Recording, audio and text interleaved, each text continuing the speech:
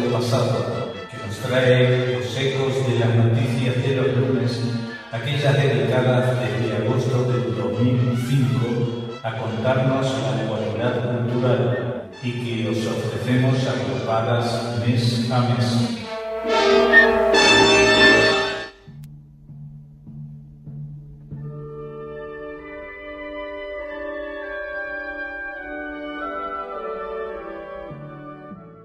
Señoras, señores, bienvenidos a las noticias de los lunes. Ya saben, esas noticias que a veces se nos escapan porque no nos fijamos en ellas, pero aquí estamos dispuestos a no dejar que se marchen sin que les echemos un buen vistazo. Bueno, les voy a contar, hoy estamos muy arqueológicos, muy de vestigios. Les voy a contar, por ejemplo, que en Rusia se ha recuperado un fragmento de la Torá escrita en España en el siglo XIII. Resulta que es una joya bibliográfica titulada Los últimos profetas y es una de las 96 que fueron robadas en San Petersburgo en 1991. Solamente es la segunda que ha sido hallada hasta la fecha. Bueno, quedan 94 libros todavía en paradero desconocido. El caso es que esta joya, estos fragmentos que están redactados en España en los años 60 del siglo XIII, dicen aquí, fue devuelto el viernes, hace 2 semanas ya, porque esto es una nota fechada el 26 de mayo, a la Biblioteca Nacional Rusa en San Petersburgo y fue desde la Universidad de Toronto. La Universidad de Toronto había recibido los últimos profetas en el 96 junto con otros títulos de una colección de antiguos textos, judíos todos, que fueron donados a su biblioteca y siempre dijo que estaba dispuesta a devolverlos inmediatamente. Lo que pasa es que había problemas económicos, tenía que haber pagado importantes sumas de impuestos, entonces ha sido necesario esperar 10 años para que prescribieran algunos de los impuestos. Han prescribido y entonces Rusia ha recuperado esto. Desgraciadamente, en medio de tanto vaivén y de tanta travesía fuera de San Petersburgo, se han perdido 4 páginas de alfombra, han desaparecido. Pero bueno, seguimos. Les cuento también otra de las importantes descubrimientos de estos últimos días, que es que se ha científicos descubrieron una cueva prehistórica en Israel. En ella, en una cueva cerca de Ramle, en el centro del país, durante una perforación en una cantera. Se pidió la presencia de varios científicos y encontraron 8 especies hasta ahora desconocidas de crustáceos e invertebrados similares a los escorpiones. Yo tenía planteado hablar mucho de esta noticia, pero Igit Green ya habló en su rincón el viernes pasado, así que si están interesados en oír hablar un poquito de este descubrimiento, sí, rodeado de bichos y de invertebrados, pues les recomiendo que lo escuchen ahí. Les cuento. ¿Se acuerdan? La semana pasada les hablé de los peces, del problema de los peces, que ya saben que la ecología es una causa a la que las noticias de los lunes está abonada.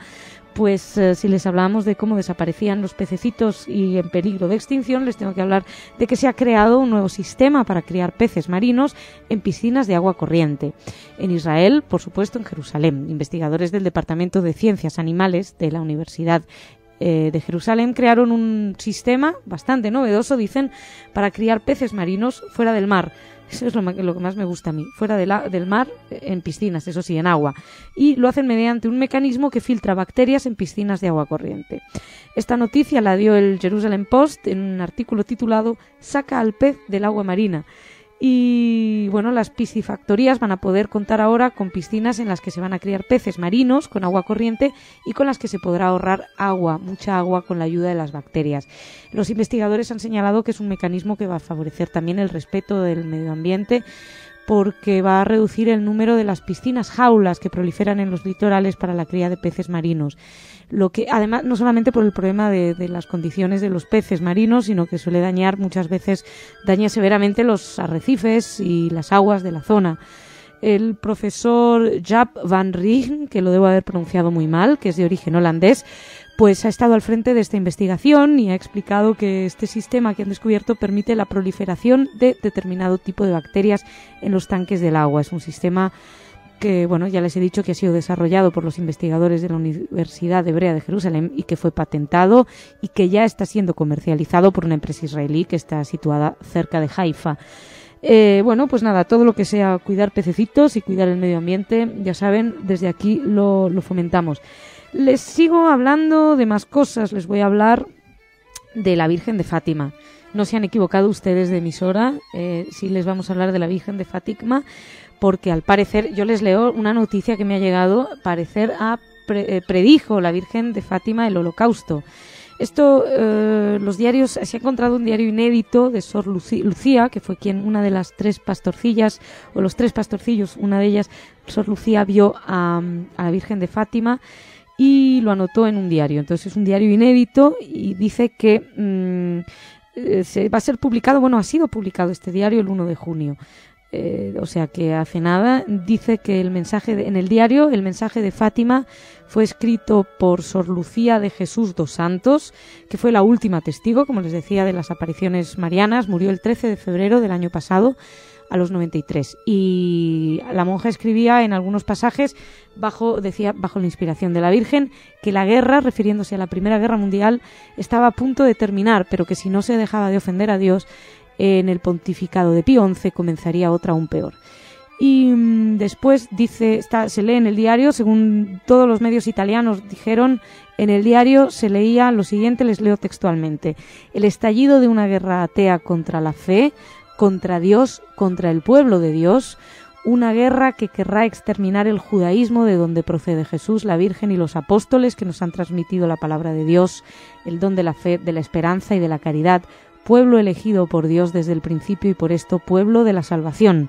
Así se refiere Sor Lucía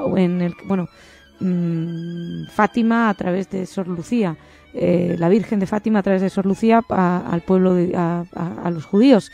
Este diario ha sido publicado por Carmelo de Coimbra en el monasterio donde transcurrió la vida de Sor Lucía y ha recibido el imprimatur, que es la aprobación eclesial del obispo emérito de Leira Fátima Serafim de Sousa Ferreira de Silva.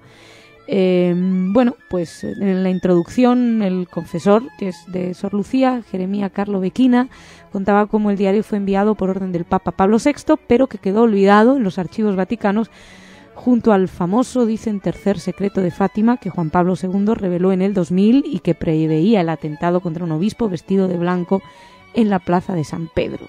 Digo yo que cómo se puede olvidar uno de un detalle tan sencillito, y esto de que lo abran una vez que ya ha transcurrido, porque lo interesante de estos vaticinios es saberlo antes, porque para que sirvan de algo, pero bueno.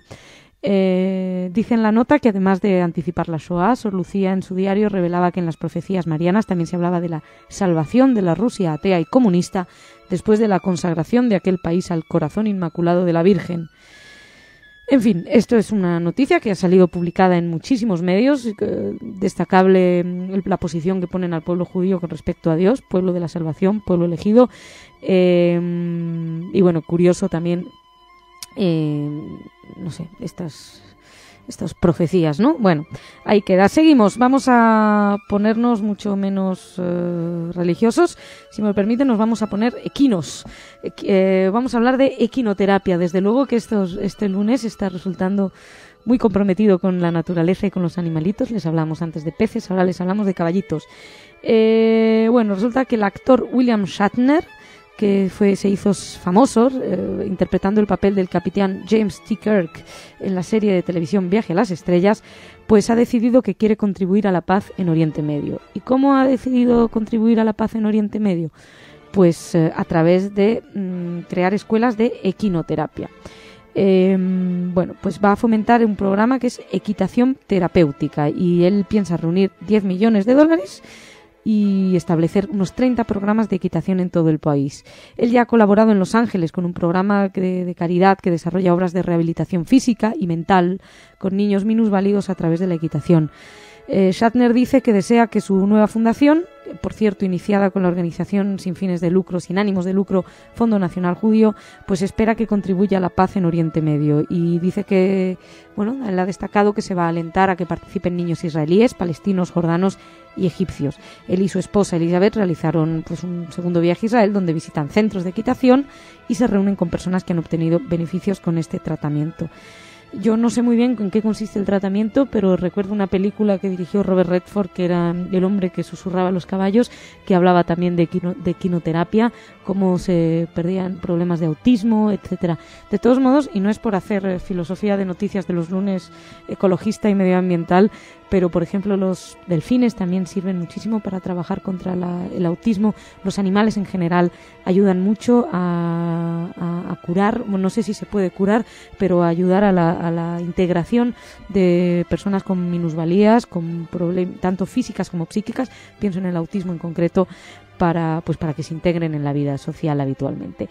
Y seguimos, pasamos a nuestra última noticia, y como estábamos tan medioambientales no hemos querido terminar de otra manera. Les voy a hablar de otro descubrimiento, en este caso de un higo. Se ha descubierto un higo en Israel. No tendría nada espectacular si no fuera porque el higo fue sembrado hace 12.500 años.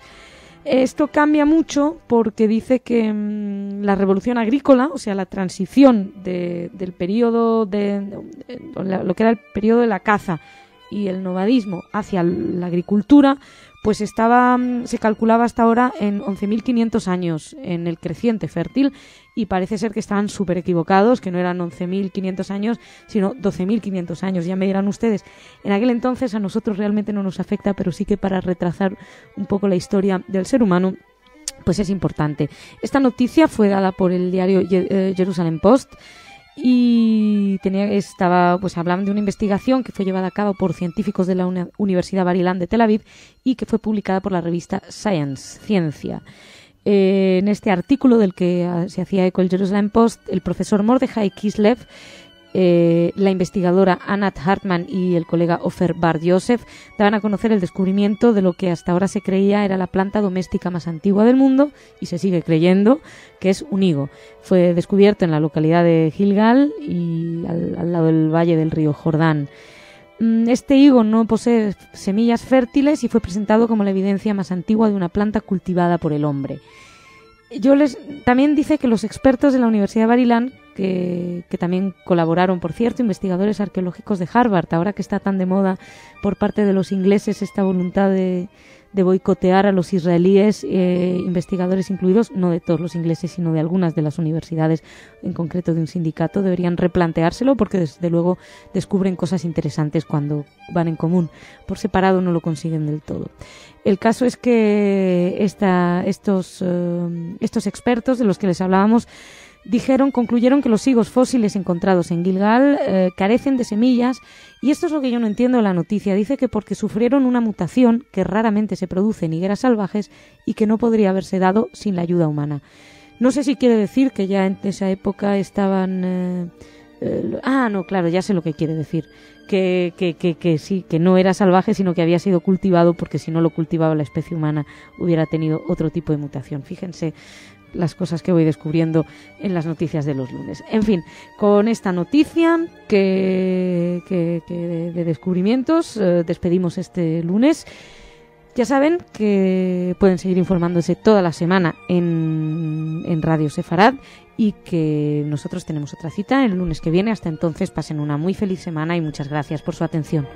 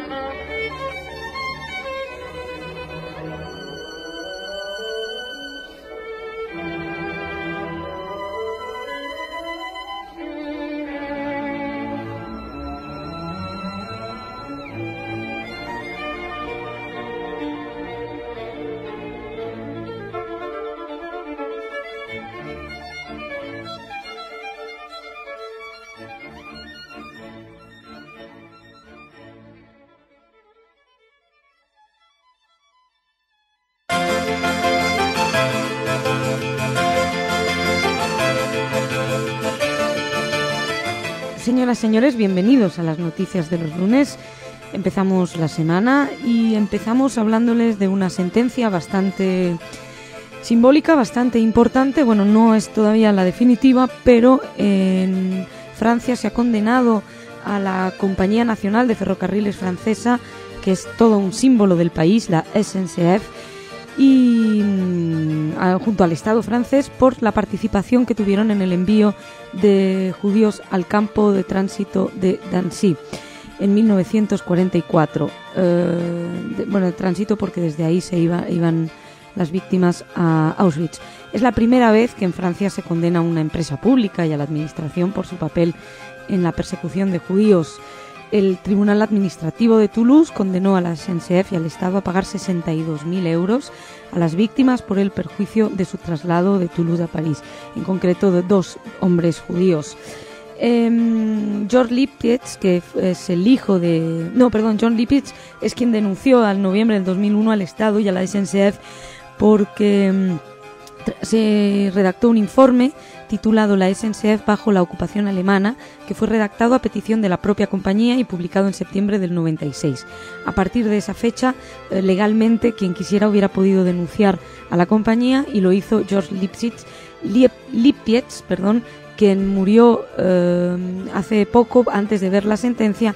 Entonces, su hijo, Alain Lippietz, que es europarlamentario verde, dijo que esto era un gran triunfo para su padre y comparó la sentencia con la condena a Maurice Papon, que fue delegado del gobierno francés en Burdeos durante la ocupación, y en 1998 fue reconocido culpable de complicidad de crímenes contra la humanidad.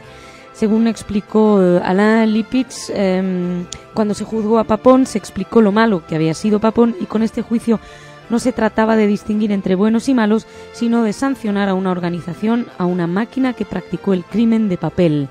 Y él mismo dijo que tiene un gran alcance simbólico. Otros familiares de víctimas han dicho que querían apuntarse a denunciar a la SNCF. Lo que sucede es que Chantal Coutaillard, que es profesora de Derecho en la Universidad Robert Schuman de Estrasburgo, explicó que hay un plazo antes de que se prescriba. En el caso de la SNCF se tomó como plazo inicial en que se podía denunciar en el momento en el que se supo, que era 1996, y quedan 3 meses antes de que acabe el plazo, con lo cual es muy difícil que puedan presentarse otras denuncias. Y en el caso del Estado francés, pues ya se terminó el 6 de abril de 2005 la posibilidad de denunciarlo. A mí esto siempre me llama tanto la atención, lo de que haya plazos, ¿no?, de denuncia. Lo mismo Hitler hubiera salido ileso y no, ya pasaron 10 años, no lo podemos denunciar. No sé, es un tema que tal vez debería revisarse en los tribunales y en las leyes. Pero el caso es que la SNCF evidentemente ha apelado a la sentencia. No crean que todo el mundo está muy feliz con esta decisión, porque según la SNCF, la empresa pública estaba bajo las instrucciones de los alemanes, ya que dependían del Estado, con lo cual ellos tampoco podían, dijeron, haber hecho nada en contra o haber desobedecido las órdenes. De hecho, Serge Klarsfeld, que fue abogado que llevó a los tribunales a Klaus Barbie y que desempeñó además un papel importante durante el juicio a Papon, calificó la decisión de aberrante, y el hijo de Klarsfeld, que obviamente son judíos, el hijo de Klarsfeld defiende en la misma compañía en Estados Unidos, y explicó que la SNCF no era una empresa privada, sino que pertenecía al Estado. Quienes hemos tenido la suerte, además, la maravillosa suerte de haber conocido de cerca a personas que trabajaron en la SNCF durante los años de la ocupación, y hablo individuos a título individual y que además eran miembros de la resistencia, pues sabemos lo doloroso que podía haber sido para gente que vio en esa empresa una casa, una familia y una manera de entender la vida, este tipo de denuncias. Sí, es verdad, igualmente es bueno que la empresa sea denunciada, pero también es verdad, y hay que destacar, que muchos de la SNCF fueron resistentes muy activos y que sabotearon las mismas líneas ferrocarriles, y no lo digo porque lo haya leído, sino porque me consta. Y seguimos, ya que hemos hablado de la revisión, en este caso judicial, del papel de ciertas empresas, que por cierto me gustaría que otras empresas fueran revisadas, aparte de la SNCF, pero no sé si alguien me va a hacer caso. No sé si la Bayer ha sido objeto de algún tipo de denuncia, pero bueno, dejamos eso. El caso es que no nos alejamos mucho porque Barcelona y Cataluña resulta que han sido pioneras, parece ser, en material de enseñanza de la Shoah en España. Se ha presentado un DVD titulado «Cómo expliquen el Holocausto». Bueno, lo voy a decir en castellano porque en catalán me sale muy mal. Y es «Cómo explicamos el Holocausto, guía de recursos para la educación sobre la Shoah». Y es el primer material específico dedicado a la capacitación de educadores en España y que proporciona recursos y elementos para la enseñanza de este episodio de la historia y elementos de autoestudio para jóvenes y no solamente para jóvenes. Fue presentado con la presencia de organizaciones judías de la ciudad de Barcelona, la Asociación de Víctimas Republicanas de los Nazis, Amical Mauthausen, y la Federación de Asociaciones Gitanas. Presentaban el trabajo Xavier Torrens, que es profesor de Ciencias Políticas de la Universidad de Barcelona, y Concha Pinós.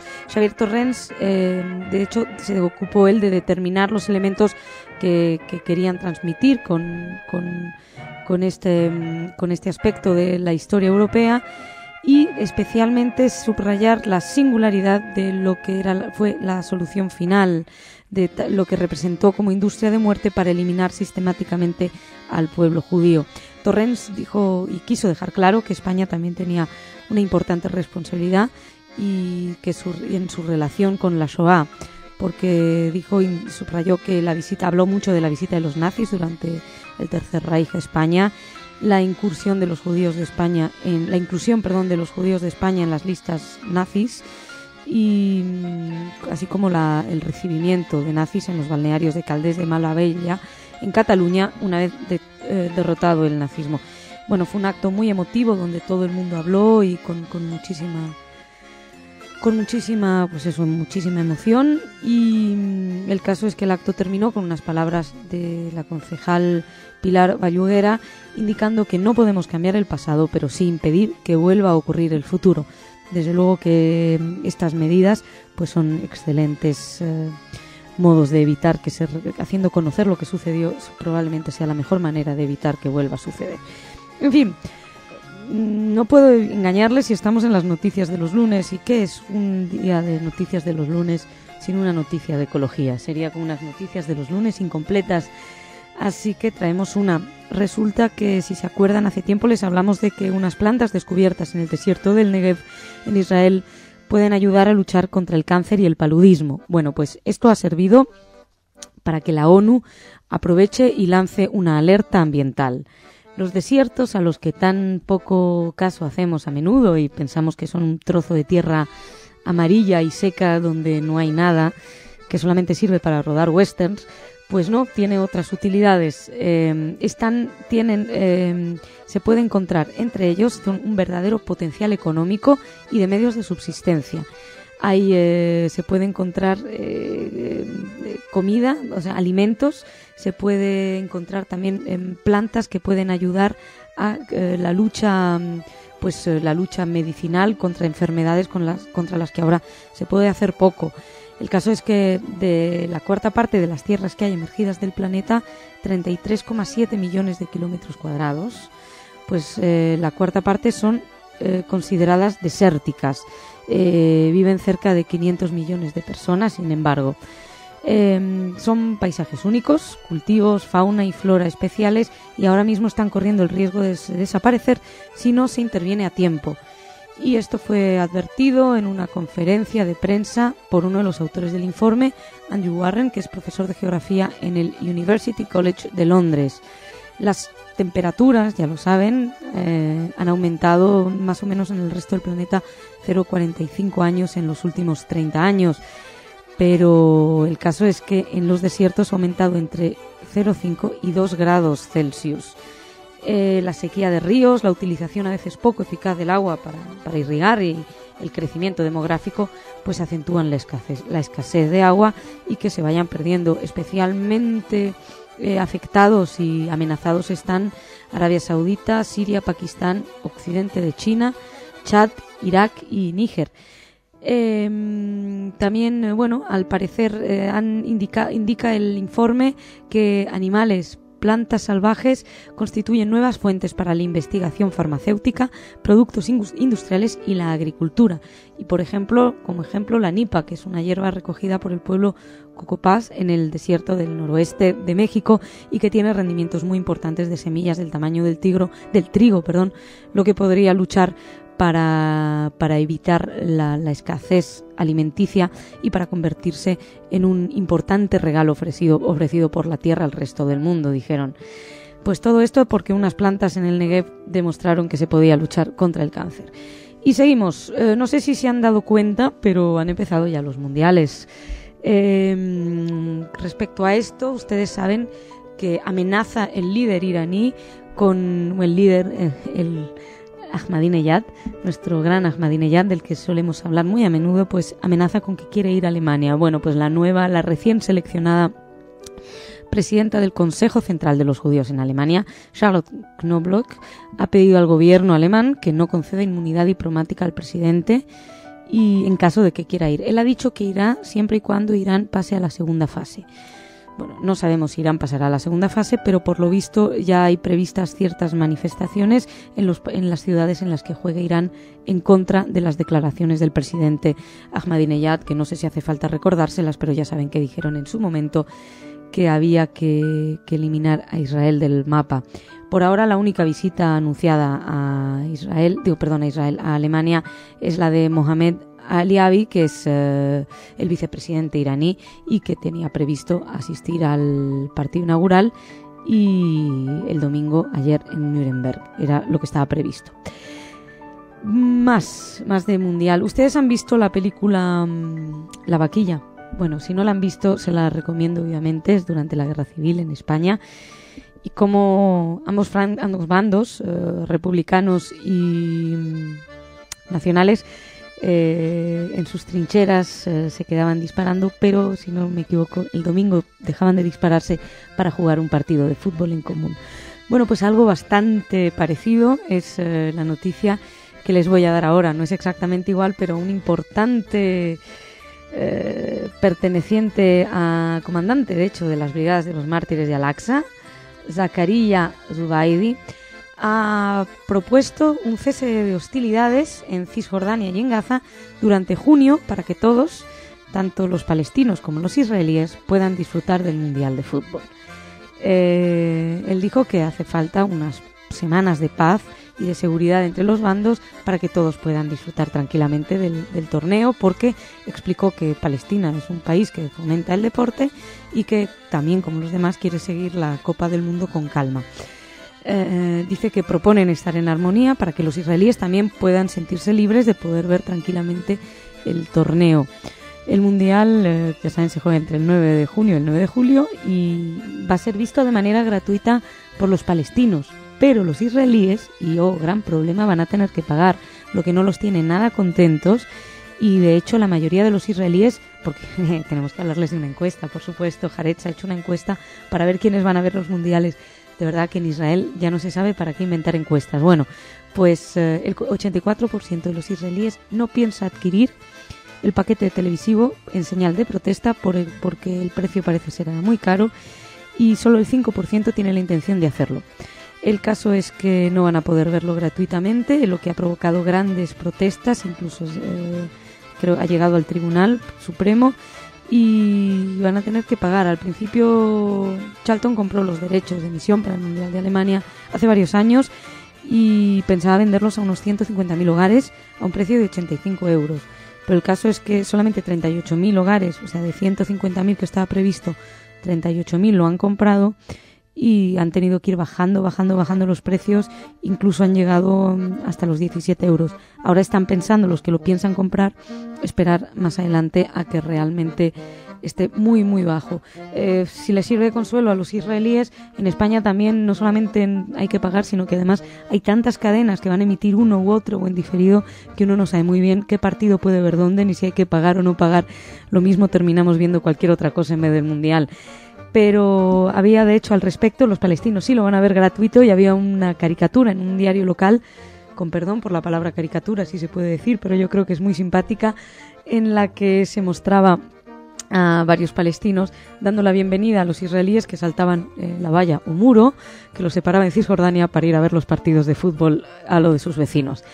En fin, con esta imagen de esta caricatura y con el humor que tiene, y esperemos que nos lo perdonen, nos despedimos. Señoras, señores, muchísimas gracias por su atención. Nos reencontramos el lunes que viene. Hasta entonces, ya saben, pueden seguir informándose todos los días en Radio Sefarad, y hasta el lunes que viene tienen la obligación de tener una semana muy buena. Gracias.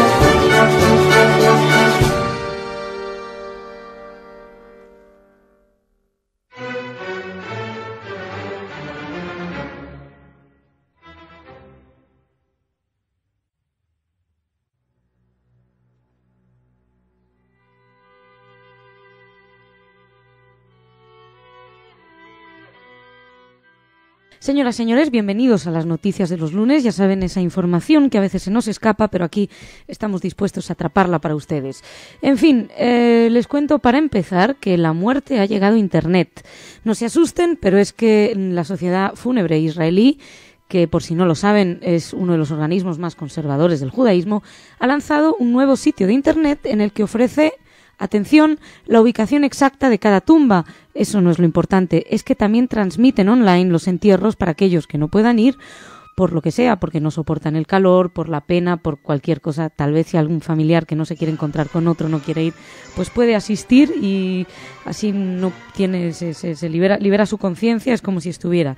El caso es que esta revolución tecnológica ha comenzado por la sucursal de Tel Aviv, y su director, Mordejai Manle, aseguró que el costo de este servicio pues va a ser popular, dijo, y que únicamente para cubrir gastos. A saber cuántos son los gastos, porque el caso es que han invertido más de $100.000 para entrar en la red con un moderno servicio, dicen, que incluye pues eso, transmisiones online de los entierros, y dicen también una actualización permanente de las horas fúnebres del día, para que ustedes no se pierdan, bueno, para que quien quiera asistir no se pierda el funeral.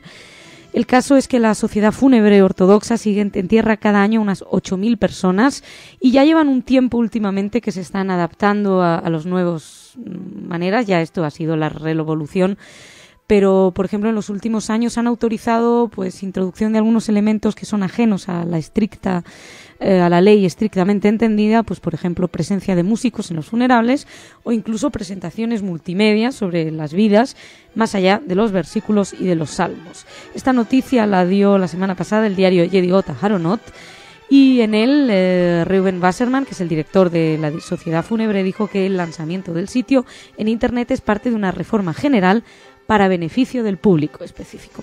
En fin, es curioso, todo hay que decirlo. Bueno, seguimos, les cuento una exposición cultural en Alemania. Se la traigo, verán por qué, porque se muestra la exposición, se titula ¿Qué es alemán? Preguntas sobre la identidad de una nación. Bien, pues se exponen unos 700 objetos, desde piezas históricas hasta elementos de la vida cotidiana, y tiene lugar esta exposición en el Museo Nacional Germánico de Nuremberg. Indaga, dicen los que han organizado esta muestra, sobre la esencia de lo alemán, y han elegido este momento en plena euforia patriótica mundialera para ponerla. Bueno, dice que tienen bastante humor y que indaga en la esencia de lo que es alemán a partir de 5 puntos de vista, de 5 ángulos. Serían el intelecto, el carácter, la fe, el anhelo y la patria. Dedicado al intelecto, pues recuerda que Alemania es considerada la tierra de los poetas y de los pensadores, y pone como ejemplo a Goethe y a Schiller como los 2 escritores que mejor representan al país. Como muestra, una Biblia de Lutero y el libro Fausto de Goethe. No especifican aquí si es el original, pero supongo yo que sí, porque si no, no debe tener mucho mérito. Pero bueno, el caso es que dicen que son algunos de los objetos que se pueden ver.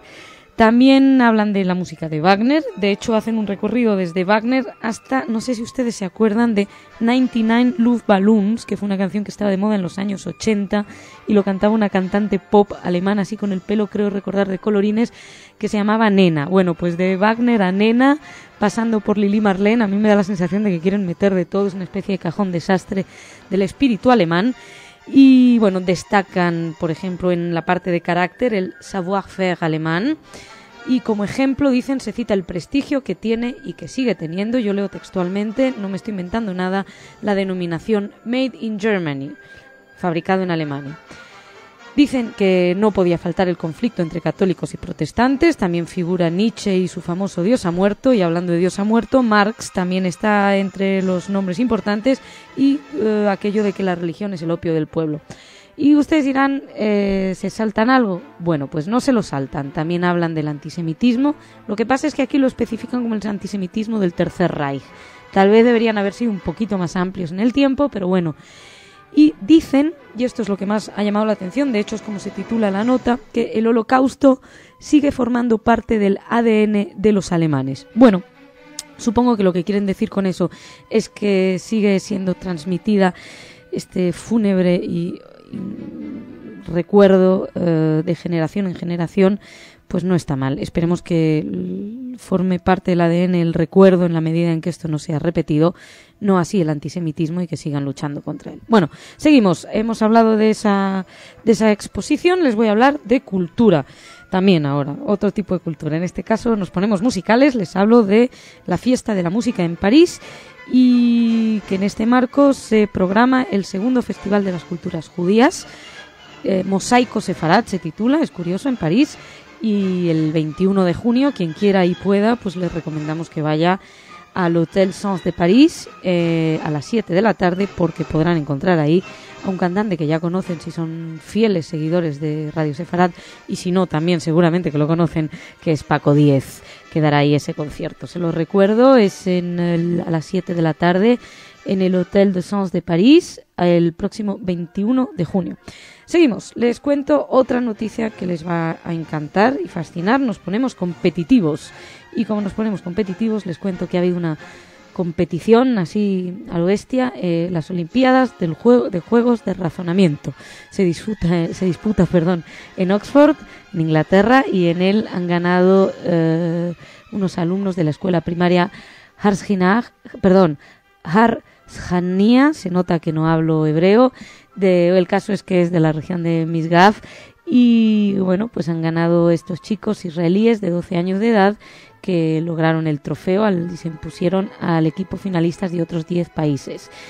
Esto es interesante, sobre todo porque últimamente dicen hay una crisis respecto al rendimiento escolar israelí. Bueno, pues estos alumnos han ido a demostrar que no es así, que funciona muy bien.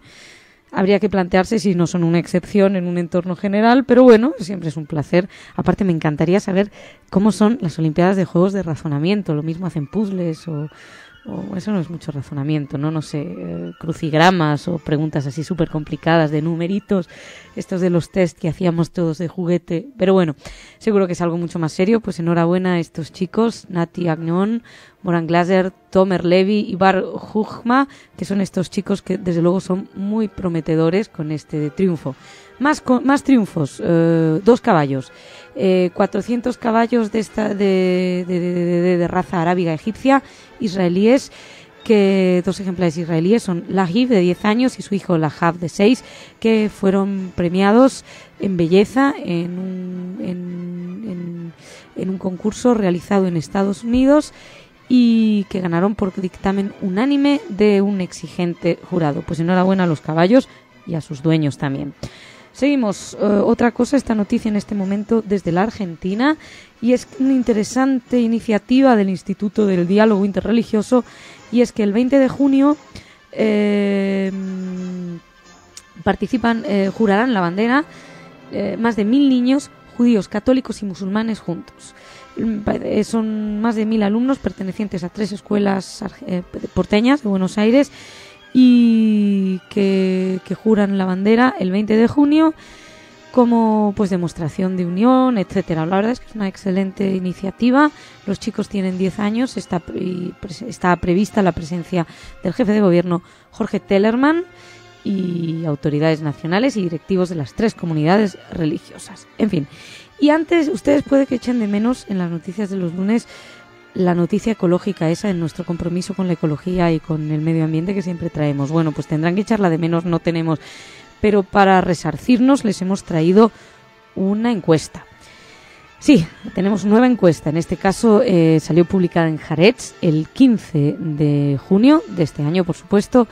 Y ya les habíamos adelantado que, según una encuesta llamada This Israel Project, pues estaba descendiendo bastante en la opinión pública europea de los líderes la causa palestina, no tanto la causa como las formas de lucha palestina, de manera que si hace unos años, en el 2002, en Francia, más del 47% defendía a los palestinos y se ponía en el lugar palestino, pues actualmente decayó hasta el 21% esa actitud. Bien, pues tenemos una nueva encuesta, por supuesto, cuando no, y en este caso es a la población y no a los líderes de opinión, y viene a subrayar lo mismo. No solamente los líderes de opinión decae este apoyo, sobre todo desde la llegada de Hamas al poder, a la causa palestina. Insisto que no es tanto a la causa como a las formas de lucha y al terrorismo palestino, y al situarse en un punto o en otro dentro del conflicto, pues ocurre lo mismo de cara a la población.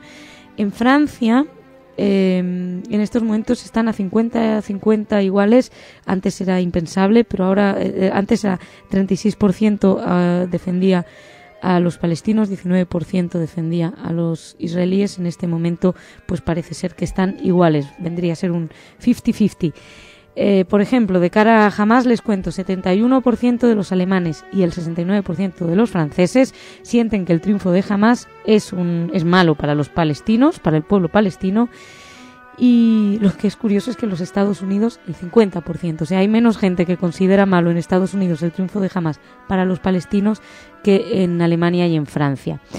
Los ingleses están un poquito divididos, 34 dice que está mal, que es malo para los palestinos, mientras que el 32% considera que es positivo. Están ahí.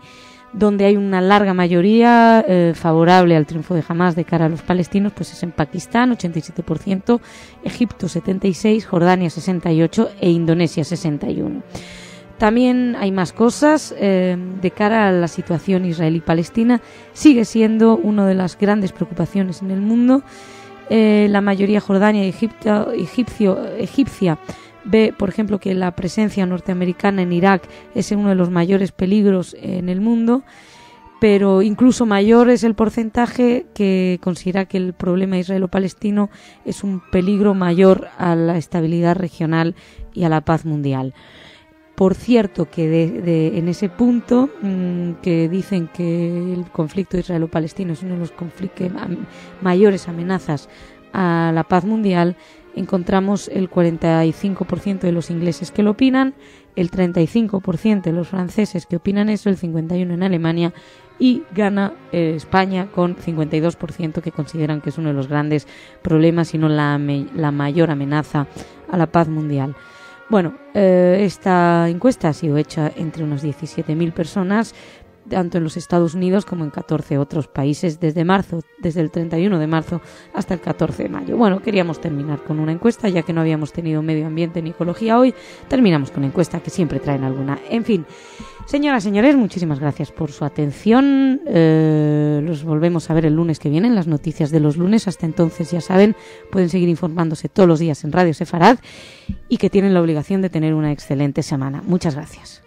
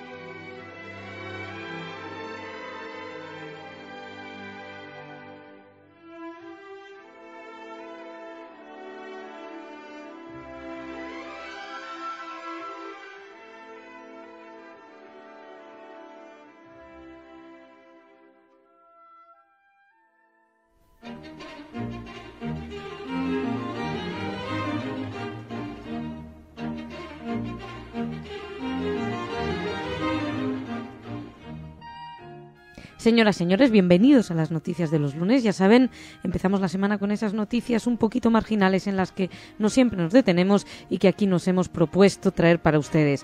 Empezamos hablando de arqueología. Ya saben que estos son algunos de nuestros temas preferidos los lunes y les voy a contar que parece ser que hay evidencias de decoración personal más antiguas de las que se tenía constancia, y es que han aparecido en Israel y en Argelia unas conchas de hace 100.000 y 90.000 años más o menos, que supuestamente fueron perforadas para ser utilizadas como cuentas de un collar. Esto fue publicado la semana pasada por la revista Science, lo que significaría que las actitudes modernas, o sea, de buscar métodos de estar guapos, pues datarían de antes de lo previsto y que habrían surgido gradualmente en varias regiones de la Tierra. Hasta ahora se suponía que los primeros signos de esta cultura moderna surgieron hace 40.000 años, cuando los humanos anatómicamente modernos ya llegaron a Europa. Sin embargo, pues había 60.000 años de error, son 60.000 años antes. Uno de los argumentos de los investigadores es que estas conchas fueron localizadas en dos yacimientos, uno fue en Shkul, en Israel, y otro en Wet Jevana, en Argelia, muy alejados del mar, lo que haría suponer que fueron llevados hasta ahí a propósito para hacer este collar. Por cierto, que encabeza la investigación Marian Van Harren del University College de Londres, con lo cual, aunque no tenga nada que ver, decimos de paso que la colaboración en definitiva entre científicos es bueno, y esto nos recuerda a aquel famoso boicot que intentaron hacer los ingleses y que evidentemente nos hubiera sido un poco inútil, nos hubiera ahorrado descubrimientos como este bastante interesantes. Seguimos también hablándoles en este caso de noticia un poco biológica, por llamarla de alguna manera, y es que una empresa biológica del kibutz de Eliyahu va a combatir una de las peores pestes agrícolas de Oriente Medio, que es la mosca, a través de un sistema bastante curioso, o por lo menos a mí me resulta curioso, y es que van a criar 150 millones de machos de moscas. Lo que pasa es que los van a criar estériles. Entonces, cuando se apareen con estas moscas dañinas, van a neutralizar a las hembras por medios biológicos inocuos para los seres humanos y no mediante pesticidas químicos que luego estropean las cosechas y que son peligrosos. Esta manera es un proyecto que cuenta además con el respaldo de la Comisión de la Energía Atómica de la ONU, y de esta manera las moscas de la fábrica biológica van a ser expuestas a radiaciones con materiales evidentemente radiactivos en el Hospital Universitario Hadassah de Jerusalén. Perdón. El director de la empresa que lo va a hacer, BioB, que es Jonathan Bassi, afirmó que hace años, siendo director del Ministerio de Agricultura, había estudiado en la Argentina sistemas de esterilización biológica para combatir varias pestes del campo.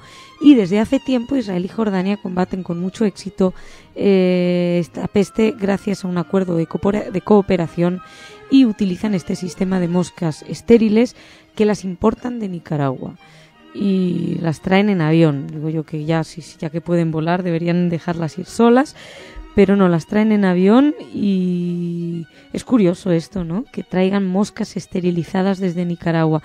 El caso es que la empresa israelí va a mandar estas moscas por todos lados, que se ocuparán de que las moscas dañinas, las moscas dañinas hembra, no puedan tener mosquitas dañinas que puedan seguir con su labor. Bueno, maneras como otras, siempre y cuando no sea nocivo, pues para el ser humano siempre es mucho más interesante. Les cuento también una noticia que, perdónenme que dé mi opinión, me parece realmente que hay gente que debería plantearse otras cosas que hacer.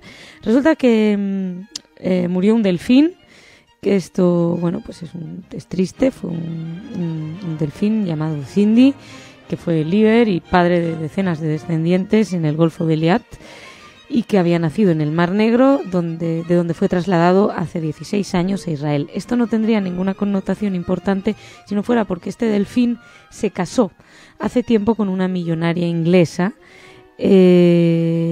llamada Sharon Tandler, con 41 años, a la que ha dejado viuda en este momento. Se casó de verdad. Hay fotos de esta señora vestida de novia dándole un beso en la frente al delfín.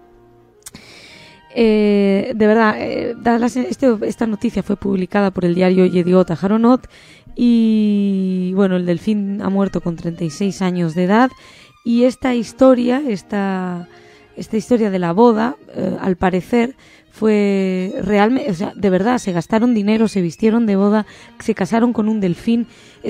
Realmente a veces uno se preocupa un poco por la salud mental de algunas personas. Bueno, pues esta señora, Sharon Tandler, que es productora de grupos de música rock, no estuvo al lado de su marido, se podrá llamar marido a este delfín, cuando murió. Sí estuvo la entrenadora de este cetáceo, que es Maya Silver, y que informó a los periodistas de que últimamente el delfín nadaba muy lentamente y sufría problemas digestivos. realmente se notó más lamentada a Silver, a la entrenadora, que dijo del delfín que era el más bello, el más grande, el más fuerte y el rey de todos nosotros, en particular de todas las hembras, dijo. Yo no sé si esto es un triángulo amoroso o algo por el estilo, pero bueno, salía publicado ahí. Y al parecer esta Sharon Tandler estaba harta de que sus amigas le bromearan con que no estaba casada, y entonces hizo esta broma que fue casarse con un delfín. Yo quisiera que vinieran la Asociación de Defensa del Buen Gusto o de Asociación de Defensa de los Animales para prohibir este tipo de locuras. En fin, ya que estamos hablando de buen gusto, vamos a cambiar de noticia y les vamos a hablar de un rabino que es Shmuel Boteach, que es autor de un bestseller que explica cómo hacer compatible el erotismo santo y picante, dijo, con los preceptos judíos. Este hombre tiene un programa en la televisión en los Estados Unidos que se emite en prime time y que se llama Shalom in the Home, que viene a ser así como paz en el hogar, y en el que da consejos a las familias que tienen cualquier duda. Por ejemplo, esto salió publicado en el periódico El Mundo el viernes 23, y comentaba el artículo que empezaba que Shmuel Boteach es el rabino más famoso en Norteamérica, y que a unos padres desesperados que acudieron a él para que ayudara a domar a su hija rebelde de 9 años, él les respondió, no sé si esta familia necesita un consejero o más bien un exorcista. Supongo que haciendo referencia a la famosa película El Exorcista. Bueno, este hombre es también conocido por haber sido un gran amigo de Michael Jackson. Al parecer ya no lo es más, porque después de los escándalos de pederastia de Michael Jackson, Boteach dijo que debería aprender de humildad. El caso es que es un hombre que evidentemente despierta muchas pasiones a favor y en contra. Sus detractores lo acusan de no haber tomado buena nota de las lecciones de humildad y de practicar con demasiado fervor la autopromoción más que otra cosa. Pues escribió este libro, Kosher Sex, del que les hablamos, bestseller absoluto, y explicaba pues cómo practicar sexo sin transgredir las normas. Él estuvo relacionado en un principio con el movimiento Shabbat Lubavitch, de quien se separó después. Creó la sociedad Lehaim, que en una de las sociedades, la segunda organización de estudiantes más importante de la historia de Oxford, de la Universidad de Oxford. Y bueno, ahora está muy acusado por los ortodoxos de estar pendiente más de los gentiles que de la propia comunidad judía. Y en el 99 se convirtió en el primer judío en ganar el prestigioso premio al Predicador del Año otorgado por el periódico London Times. Tras la publicación de su libro, Kosher Sex, estuvo obligado a abandonar su sinagoga en el norte de Londres y se trasladó a Nueva York, donde parece ser que tiene mucho éxito. Entre otras cosas, la revista Playboy le pagó $200,000, son más de 150.000 euros, a cambio de publicar varios extractos del libro en el número dedicado a su 45 aniversario. Y Shmuel se ha defendido de las críticas ortodoxas diciendo que el sexo puede ser santo y picante a la vez. También apareció, y que usó más polémica, apareció en un programa junto a una modelo también del diario Playboy, Lindsay Wollo, que también es judía, y lo que también fastidió, una de sus grandes célebres frases es que la mojigatería en el matrimonio es un pecado que provoca la insatisfacción sexual del hombre y la mujer y los empuja a explorar otras posibilidades fuera del matrimonio. Habla mucho, porque luego, al parecer, los expertos quienes han leído este libro, yo no lo he leído, no les puedo decir, no es tan provocador dentro del propio libro y es bastante conservador, condena las relaciones sexuales prematrimoniales, defiende la monogamia y bueno, así que tampoco es para tanto. Lo que sí les comento que Shmuel no le cae muy bien Madonna, se ve que la superficialidad de Madonna no le convence, no como él, que es un hombre profundo.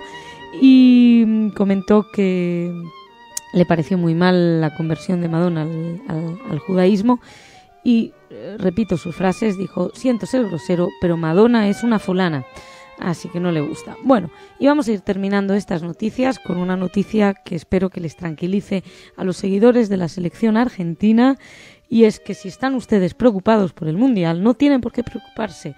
Va a ganar Argentina 3-0 a Alemania.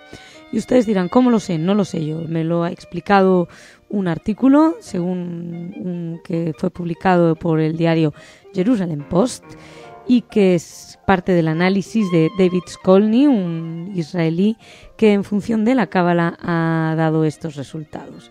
Entonces, la cuestión es interesante, yo les voy a explicar cómo llega a esta conclusión y verán que es pura ciencia. Todo parte de la fecha de la final de la Copa, se va a disputar el 9 de julio y entonces las deducciones que hace son las siguientes. Por cierto, que todos los fieles y los seguidores de esta idea van a leer la parashá en el fragmento Balak, que coincide con el nombre del capitán del equipo alemán, Michael Balak. Y la historia es lo siguiente, porque van a leerlo porque Balak era el rey de Moab en la época del Éxodo y es uno de las pocas parashás donde sale un personaje bíblico nombrado. Entonces lo ven como símbolo, como va a haber un Balak en el partido de fútbol, pues es simbólico que la parashá del que corresponda pues sea Balak. El caso es que en el capítulo 22 del libro de los Números, Balak apela al profeta Balaam para que maldiga a los israelitas, pero según se lee posteriormente en los capítulos 23 y 24, Dios lo impide. Entonces cada vez que el profeta se propone maldecirlos, termina bendiciendo. Entonces, enfadado, el rey de los moabitas increpa y golpea porque Balaam bendijo a los enemigos 3 veces. Por eso Skolny deduce que la escuadra alemana en el Mundial va a caer vencida por Argentina 3 veces. Como Balaam bendijo 3 veces a los israelitas, pues evidentemente Argentina va a vencer por 3 goles a Alemania. No es todo esto, porque el caso es que la voz hebrea para designar a los defensores es Balaam, que viene a ser freno. ¿Quién es el defensor argentino por excelencia? Sorín. ¿Qué ocurre con Sorín? Que es judío. Entonces, el profeta Balaam, que es... esto es complicado, ¿eh? El profeta Balaam, que significa entonces defensa, bendijo a los israelíes 3 veces. Y da la casualidad de que ¿qué número lleva Sorín en su camiseta del equipo? El número 3. Por eso Sorín, como Balaam, va a defender a Argentina y Argentina va a ganar por 3-0. ¿Por qué además Argentina precisamente relacionada con los israelitas? No solamente porque Sorín y bueno, ya hemos comentado que el entrenador Peckerman también, sino porque las camisetas de los jugadores argentinos llevan el color azul y blanco, de la bandera israelí, absolutamente lógico, así que dice que lo que les falta es la estrella de David. Yo, que quiero colaborar también en estas teorías científicas, creo que como esta semana se ha aprobado el Maguen David Adom en la Cruz Roja, ya está todo perfecto, entonces sabemos que Balak, por eso será Alemania, ganará Argentina 3-0. Así que los seguidores de Argentina, les felicito, los que no, lo siento. Y señoras, señores, terminamos aquí estas noticias de los lunes. Los espero la semana que viene. Hasta entonces ya saben que pueden seguir informándose todos los días en Radio Sefarad y que tienen la obligación de tener una excelente semana. Muchas gracias.